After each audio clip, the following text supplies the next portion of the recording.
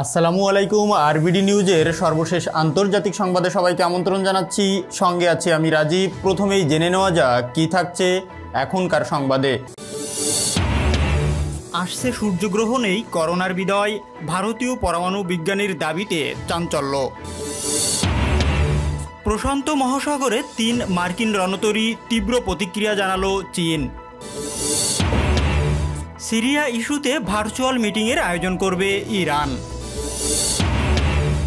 আবারও আমেরিকার সঙ্গে সুর মেলালো ব্রিটেন, জার্মানি ও ফ্রান্স। ইরাকের উত্তর অঞ্চলে তুর্কি বিমান হামলায় নিন্দা জানালো বাগদাদ। এবং সর্বশেষ থাকছে গোলন মালভূমিতে ইসরায়েলের ইহুদি বসতি নির্মাণ শুরু। এই সকল বিষয় নিয়ে বিস্তারিত থাকছে সম্পূর্ণ ভিডিও জুড়ে। সবাইকে সম্পূর্ণ ভিডিও দেখার অনুরোধ রইল এবং ভিডিওটি যদি ভালো লাগে অবশ্যই লাইক করবেন এবং কমেন্টস করে জানিয়ে দিবেন এই সকল বিষয়ের উপর আপনার মূল্যবান মতামত। বিশ্বজুড়ে মহাপ্রলয় সৃষ্টি করেছে অণুবীক্ষিক জীব নভেল করোনা ভাইরাস। এরই মধ্যে মরণ ভাইরাসের ছোবলে প্রাণ গেছে 4,36,000-এরও বেশি মানুষের, আক্রান্ত প্রায় 80 লাখ। এখনও কোনো কার্যকরী ওষুধ কিংবা প্রতিষেধক নেই। বিশ্বের বাঘা ভাগা বিজ্ঞানী ও ভাইরোলজিস্টরা চেষ্টা চালিয়ে যাচ্ছেন। কিভাবে এলো এই মরণ ভাইরাস? কেউ বলছেন রাসায়নিক গবেষণাগারে তৈরি হয়েছে করোনার জৈব মারণাস্ত্র। আবার অন্য পক্ষ দাবি করছে প্রাকৃতিক থেকে স্বাভাবিকভাবেই এই মরণ ভাইরাসের জন্ম হয়েছে। দুপক্ষের টানাটানির মাঝে এবার চাঞ্চল্যকর দাবি করে বসলেন ভারতের চেন্নাইয়ের এক বিজ্ঞানী। বললেন, কোনো গবেষণাগার বা পরিবেশ নয়, করোনা ভাইরাসের জন্ম রহস্যের সঙ্গে সূর্যগ্রহণের যোগাযোগ রয়েছে। তার এমন দাবিতে নড়ে চড়ে বসেছেন বিজ্ঞানী মহল। কবে এই করোনা ভাইরাসের দাপট শেষ হবে তা নিয়েও আভাস দিয়েছেন এই বিজ্ঞানী। পারমাণবিক ও ভূবিজ্ঞানী ডক্টর KL সুন্দর কৃষ্ণা চেন্নাইয়ের বাসিন্দা। তার দাবি, করোনা ভাইরাসের সঙ্গে সূর্যগ্রহণের যোগসূত্র রয়েছে। এই জীবাণুর উৎপত্তি কোনো রাসায়নিক ঘটনা নয়, বরং মহাজাগতিক ঘটনার ফলাফল এই মহামারী। মহাকাশ থেকে এসেছে এই মরণ ভাইরাস। কিভাবে ঘটল এমন ঘটনা? গত বছর ডিসেম্বরের শেষ দিকে চীনের উহান শহরে প্রথম করোনা ভাইরাসের সংক্রমণের খবর মেলে। বিজ্ঞানী কৃষ্ণার দাবি, 26শে ডিসেম্বর ছিল সূর্যগ্রহণ। তারপর থেকেই এমন একটি ভাইরাস ছড়িয়ে পড়ার খবর পাওয়া গিয়েছিল। ডক্টর KL সুন্দর কৃষ্ণার দাবি, সূর্যগ্রহণের সময় পৃথিবীর বায়ুমণ্ডলের স্তরে রাসায়নিক বদল হয়েছিল। তার থেকেই এই ভাইরাসের জন্ম। আবার পরবর্তী সূর্যগ্রহণের সঙ্গে সঙ্গেই পৃথিবী থেকে এই করোনা ভাইরাস বিলীন হয়ে যাবে বলে দাবি করছেন ওই বিজ্ঞানী। তার কথায় আগামী 21শে জুন একই সঙ্গে সূর্যের বলয়গ্রাস ও পূর্ণগ্রাস গ্রহণ হবে। সেদিনই এই জীবাণুর দাপট শেষ হবে। ডক্টর কৃষ্ণা নিজের তত্ত্ব দিয়ে এই ব্যাখ্যা করেছেন। তার কথায় সূর্যগ্রহণের সময় পৃথিবীর বায়ুমণ্ডলে তড়িদাহ কণাগুলোর মধ্যে একটি বড়সড় রাসায়নিক বদল হয়েছিল। এমন এক বায়ো নিউক্লিয়ার রিয়াকশান যার কারণে নিউট্রনের বদল শুরু হয়। এমন এক পরিস্থিতি তৈরি হয় যাতে করোনা ভাইরাসের নিউক্লিয়াস তৈরি হয়। এই বায়ো নিউক্লিয়ার ইন্টারাকশানই ভাইরাস তৈরির অন্যতম কারণ। এই স্তরটিকে বলা হয় ডি লেভেল। তবে এই স্তরে কিভাবে ভাইরাস তৈরি হতে পারে তার কোনো ধারণাই দিতে পারছেন না অন্যান্য বিজ্ঞানীরা। প্রশান্ত মহাসাগরের একটি সামরিক মহড়ায় অংশ নিয়েছে 3 মার্কিন যুদ্ধজাহাজ। গত কয়েক বছরের মধ্যে প্রথমবারের মতো অনুষ্ঠিত এই মহড়ার বিরুদ্ধে তীব্র প্রতিক্রিয়া ও উদ্বেগ জানিয়েছে চীন। বেইজিংয়ের পক্ষ থেকে বলা হয়েছে, ওই অঞ্চলে রাষ্ট্রীয় স্বার্থ লঙ্ঘিত হলে বা হতে দেখলে দেশটি চুপ থাকবে না। কাজেই আমেরিকার এমন কোনো ধরনের উস্কানি দেওয়া উচিত হবে না যা আঞ্চলিক শান্তি বিঘ্নিত করতে পারে। মার্কিন রণতরী USS রোনাল্ডো রিগান এবং USS থিওডোর রুজভেল্ট পশ্চিম প্রশান্ত মহাসাগরে আমেরিকার ক্ষমতার দম্ভ ছড়াচ্ছে বলে বিভিন্ন গণমাধ্যমে খবর প্রকাশিত হয়েছে। আর USAS নিমিটস মহড়া দিচ্ছে পূর্ব প্রশান্ত মহাসাগরে। প্রতিটি জাহাজে 60টিরও বেশি যুদ্ধবিমান মোতায়েন রয়েছে বলে মার্কিন নৌবাহিনী জানিয়েছে। 2017 সালের পর আমেরিকার পক্ষ থেকে প্রশান্ত মহাসাগরীয় অঞ্চলে এটিই সবচেয়ে বড় মহড়া।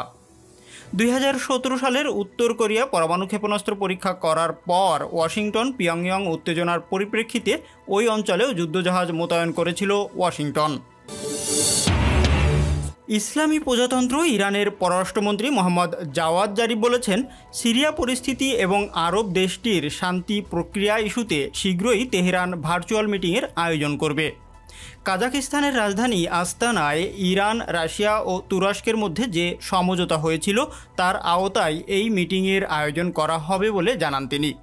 সোমবার তুরস্কের রাজধানী আঙ্কারায় দেশটির পররাষ্ট্রমন্ত্রী মেভলুতের সঙ্গে এক যৌথ সংবাদ সম্মেলনে একথা জানিয়েছেন জাওয়াদ জারিফ। তিনি বলেন, ওই ভার্চুয়াল মিটিংয়ের মাধ্যমে আস্তানা সমঝোতা কাঠামোর মধ্যে থেকে সিরিয়ার শান্তি প্রতিষ্ঠার গুরুত্ব অনুধাবন করা যাবে।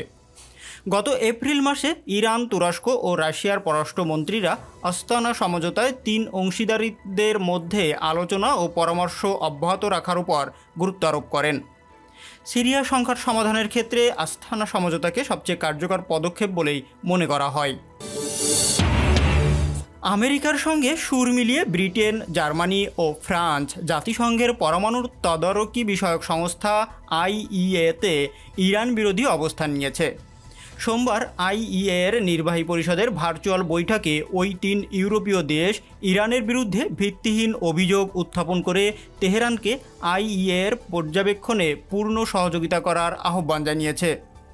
জার্মানি, ব্রিটেন ও ফ্রান্স সোমবার IAEA-এর নির্বাহী পরিষদে একটি প্রস্তাবের খসড়া উত্থাপন করে।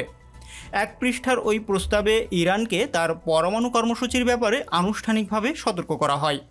2012 সালের পর এই প্রথম ইরানকে উদ্দেশ্য করে IAEA-এর পক্ষ থেকে এই ধরনের সতর্কতা জারি করা হলো। এদিকে IAEA-এর মহাপরিচালক রাফায়েল গ্রাসি এক সংবাদ সম্মেলনে দাবি করেছেন, ইরান তার সংস্থার পরিদর্শকদেরকে 2টি পরমাণু স্থাপনায় প্রবেশাধিকার দিচ্ছে না। ইউরোপীয় দেশগুলো এমন সময় এই পদক্ষেপ নিল যখন তারা আমেরিকার গোন্ডামির কাছে নতি স্বীকার করে বিগত বছরগুলোতে ইরানের পরমাণু কর্মসূচির ব্যাপারে নিজেদের প্রতিশ্রুতি বাস্তবায়ন করেনি। ইরাকের স্বায়ত্তশাসিত কুর্দিস্তান অঞ্চলের একটি উদ্বাস্তু শিবিরে তুর্কি বিমান হামলার তীব্র নিন্দা জানিয়েছে বাগদাদ। তুরস্কের ওই হামলাকে ইরাকের জাতীয় সার্বভৌমত্বের চরম লঙ্ঘন বলে মন্তব্য করেছে দেশটির সরকার। ইরাকের জয়েন্ট অপারেশন কমান্ডের মিডিয়া অফিস থেকে এক বিবৃতিতে বলা হয়েছে, তুরস্কের মোট 18টি বিমান ইরাকের আকাশসীমায় ঢুকে পড়ে এবং এইসব বিমান সিনজার, মাকমুর, আল কুয়াইর এবং ইবরিল এলাকায় হামলা চালায়। কোনো বিমান ইরাকের গভীর অভ্যন্তরেও ঢুকে পড়ে। মাকমুর ও সিনজারের কাছে অবস্থিত একটি শরণার্থী ক্যাম্পে হামলা চালায় এইসব বিমান। বিবৃতিতে বলা হয়েছে, তুরস্কের এইসব বিমান শেষ পর্যন্ত ইরাকের আকাশেই অবস্থান করে। তুরস্কের এই পদক্ষেপকে ইরাক উস্কানিমূলক বলে কঠোর নিন্দা জানিয়েছে। বাগদাদ বলছে, এটি কোনোভাবেই সৎ প্রতিবেশী সুলভ আচরণের মধ্যে পড়ে না, বরং ইরাকের সার্বভৌমত্বের চরম লঙ্ঘন। ইরাক ওই বিবৃতিতে কড়া ভাষায় বলছে, 2 দেশের অভিন্ন স্বার্থের দিকে তাকিয়ে এমন অভিযান বন্ধ করা উচিত এবং এর পুনরাবৃত্তি যাতে না ঘটে সেই ব্যবস্থা তুরস্ককেই করতে হবে। দ্বিপক্ষীয় সহযোগিতা বিস্তারের জন্য ইরাক সম্পূর্ণভাবে প্রস্তুত রয়েছে এবং 2 দেশের সীমান্তে নিরাপত্তা রক্ষা করতেও সক্ষম বাগদাদ। তুরস্কের প্রতিরক্ষা মন্ত্রণালয় জানায়, দেশটির বিমান বাহিনী ইরাকের উত্তর অঞ্চলের কুর্দিস্তান ওয়ার্কার্স পার্টি বা PKK-এর গেরিলাদের অবস্থানে হামলা চালিয়েছে। ইসরায়েলের বসতি বিষয়ক মন্ত্রী জিপি হোটোভ্যালি গত রবিবার বলেছেন, ইসরায়েল অধিকৃত গোলন মালভূমিতে নতুন অবৈধ বসতি স্থাপনের পরিকল্পনা সরকার অনুমোদন দিয়েছে। এই প্রকল্পটিকে হিব্রু ভাষায় রামাত ট্রাম্প অর্থাৎ ট্রাম্প মালভূমি নামে নামকরণ করা হয়েছে। জিপি হোটোভ্যালি ফেসবুকে লিখেছেন, তার মন্ত্রণালয় রামাত ট্রাম্পের কাজ শুরু করার প্রস্তুতি নিতে যাচ্ছে। অবৈধ এই আবাসন প্রকল্পে 300 পরিবারের বাসস্থানের ব্যবস্থা করা হবে। ইহুদি জনবসতিটি বর্তমানে বুরচিম নামে পরিচিত এবং এটি 30 বছরেরও বেশি পুরানো। এর জনসংখ্যা মাত্র 10 জন। 1967 সালের জুনে আরব ইসরায়েল যুদ্ধের সময় সিরীয় ভূখণ্ডের গোলন মালভূমি দখল করে নেয় ইসরায়েল। সেখান থেকে সিরিয়ান আরব বাসিন্দাদের বেশিরভাগই পালিয়ে যায়। 1973 সালে এটি পুনর্দখলের চেষ্টা করেও ব্যর্থ হয় সিরিয়া। 1981 সালের 4 ডিসেম্বর একতরফাভাবে ওই এলাকাকে নিজেদের অংশ ঘোষণা করে ইসরায়েল। তবে এই দখলদারিত্বের স্বীকৃতি দেয়নি আন্তর্জাতিক কোনো সম্প্রদায়। 2018 সালের 15 নভেম্বর জাতিসংঘের সাধারণ পরিষদের গ্রহণ করা এক প্রস্তাবে ইসরায়েলকে পূর্ব জেরুজালেম ও গোলন মালভূমি সহ ফিলিস্তিনি ভূখণ্ড প্রাকৃতিক সম্পদের শোষণ বন্ধ করতে বলা হয়।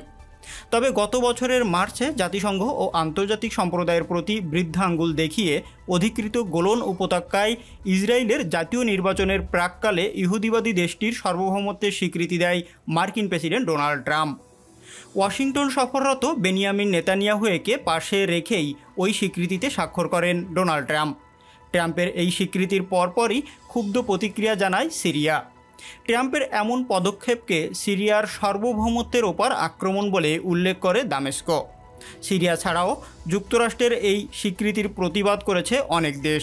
ইসরায়েলি সংবাদ মাধ্যমের মতে এই বসতি উন্নয়নের জন্য 80 লাখ শেকেল অর্থাৎ 23 লাখ মার্কিন ডলার ব্যয় করা হবে।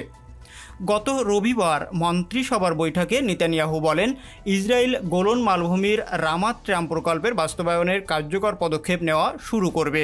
এটি ইসরায়েলের সার্বভৌমত্ব, যার বিষয়ে প্রেসিডেন্ট ট্রাম্প স্বীকৃতি দিয়েছিলেন। এতক্ষণ আমাদের সাথে থাকার জন্য ধন্যবাদ। ভিডিওটি যদি ভালো লাগে অবশ্যই লাইক করুন এবং আপনার পরিবার ও বন্ধুবান্ধবের ভিতর ভিডিওটি শেয়ার করে দিন। আর অবশ্যই চ্যানেলটি সাবস্ক্রাইব করে পাশে থাকা বেল আইকনটি অন করে দিন। ধন্যবাদ।